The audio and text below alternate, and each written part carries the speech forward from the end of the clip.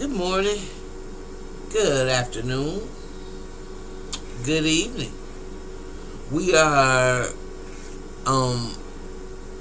in day 3, I believe it is, of Black History Month.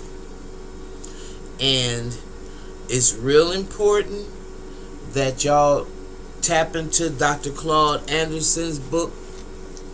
I couldn't do this without informing him. I really so appreciate his wife for allowing me to share this book with y'all. Dirty Little Secrets about Black history, its heroes and troublemakers.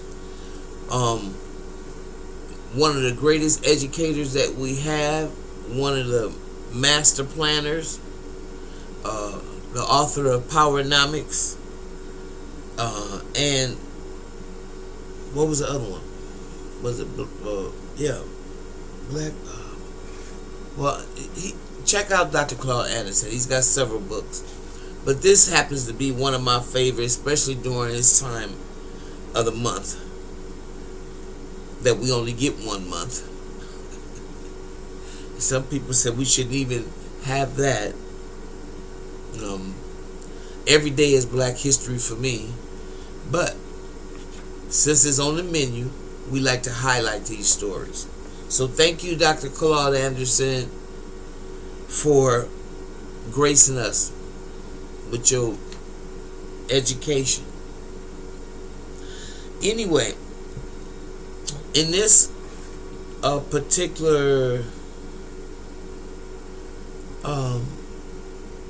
tidbit, it is excuse me, slavery gave birth to capitalism. For those of y'all who don't seem to think that you benefit from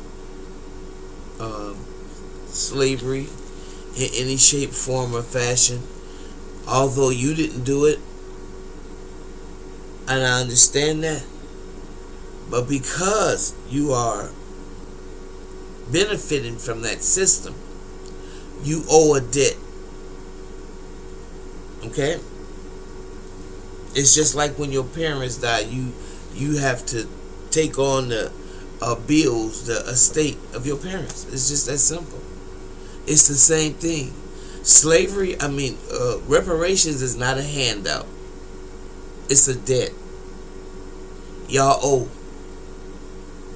And nobody want to hear in due time, because time is due. It really is. But anyway, this is the international commercialization of black slavery changed the world and its economic concepts. Because remember, chattel slavery was invented over here in America, is where we exercised it the most mercilessly. The old European mercantilisms were replaced by capitalisms.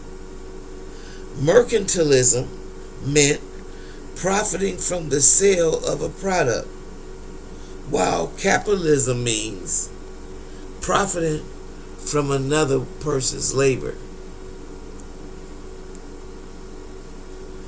The word factory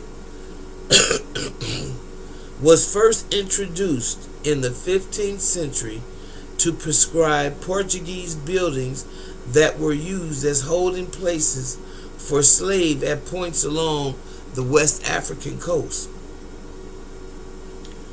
The franchising concept, as popularly known, was introduced by the English Royal African Company in 1668 to establish a monopoly on the slave trading industry. Now, like modern day franchising chains, for a 15% fee, the Royal African Company provided its franchise slave plantation owners with land, supplies, slaves, military protection, and a ready market for their raw, slave-produced cash products.